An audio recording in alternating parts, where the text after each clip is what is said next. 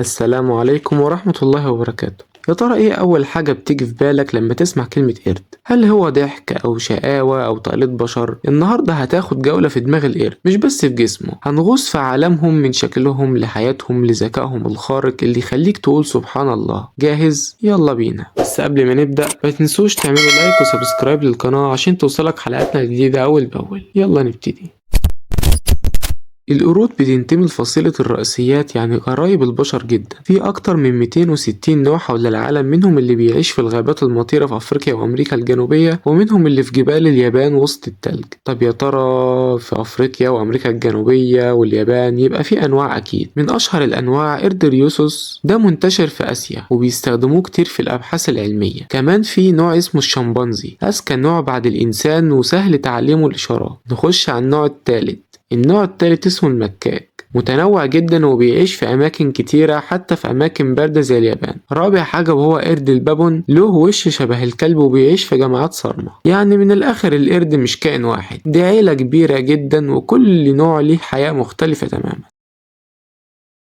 القرود كائنات اجتماعية، يعني ما ينفعش يعيشوا لوحدهم، بيحبوا يعيشوا في جماعات اسمها قطيع، بيكون فيها قائد وسن صغير وستات وأطفال. القرد بيصحى الصبح يبدأ يدور على أكل، فاكهة، أوراق شجر، مكسرات، وأحيانا بيصطاد حشرات أو سحالي، وبيخصص جزء كبير من يومه في تنظيف زمايله. أيوة، اسمها العناية الاجتماعية، ودي وسيلة للتقارب وبناء علاقات قوية بين أفراد المجموعة. والأمهات في عالم القرود رعاية وحب غير طبيعي. الطفل القرد بيتعلق في بطن أمه أول شهور وبيفضل قريب منها لحد ما يكبر ويتعلم إزاي يعيش وسط القطيع.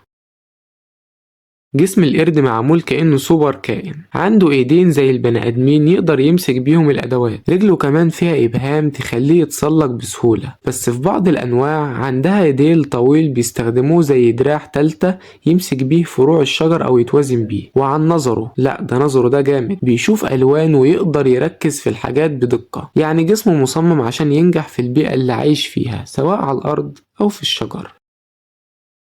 نخش بقى على الجزء المذهل. القرد ذكي جدا، بيعرف يستخدم ادوات زي عصا عشان يطلع نمل من الحجر او يحل مشاكل. لو مثلا في موز في حتة بعيدة يجيب صندوق يقف عليه عشان يوصله. بيقلد البشر بدقة، سواء بقى لبس، حركات، اصوات، وبعضهم بيتعلم اشارات التواصل زي لغة الاشارة. وفي تجارب علمية اظهرت ان القرود بتفهم الغش وبتحس بالعدل. يعني لو قردين اخدوا اكل مختلف لنفس الشغل، القرد المظلوم بيزعق ويعترض. لا لا لا، ده كمان ما بينسوش حقهم يا جماعة.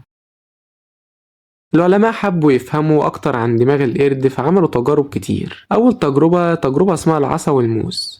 حطوا موز في القفص وادوا القرد عصا، وفعلا استخدم العصا عشان يسحب الموز، يعني عنده إدراك للمكان والأداة. شفت القرود ذكية ازاي؟ عملوا كمان تجربتين تلاتة وهنقول لكم عليهم دلوقتي. تجربة اسمها العدالة، حطوا قردين يشتغلوا نفس الحاجة، واحد ياخد عنب والتاني ياخد طماطم. القرد اللي خد الطماطم بيزعق ويرفض يكمل لأنه فاهم اللي حصل مش عدل. ونيجي على التجربة التالتة وهي تعليم لغة الإشارة. احنا قلنا فوق إن الشمبانزي بيتعلم لغة الإشارات وهو أذكى القرود عامة. نيجي عند الشمبانزي كنزي، اتعلم إشارات كتير وقدر يطلب أكل ويشاور على حاجات ويكون جمل بسيطة. الجمل البسيطة دي مش إن هو يتكلم طبعا، لأ، ده الجمل عن طريق لغة الإشارة. يعني مش بس عنده عقل، كمان عنده إدراك وانفعال. طبعا يا جماعة، كل حيوان في الكوكب له دور حيوي جدا في الغابات أو في البيئة المحيطة عامة. نخش بقى على القرد وإيه دور الحيوي في الغابات وليه ربنا جعله سبب. لما ياكل فاكهة بيخرج البذور في أماكن تانية فبيساعد في نمو الأشجار، بيكون جزء مهم من السلسلة الغذائية. وبعض الحيوانات المفترسة بتعتمد عليه كغذاء، بيساعد في الحفاظ على توازن عدد الحشرات في البيئة. يعني مش بس كائن لطيف، ده عنده عنصر مهم في النظام البيئي.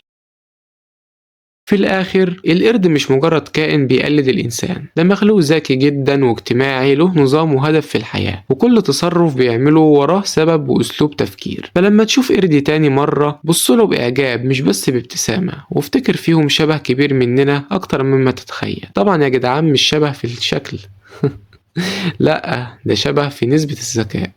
لو عجبك الفيديو دوس لايك واشترك وما تنساش تفعل الجرس عشان يوصلك كل حلقاتنا الجديدة من عالم الحيوان. سلام.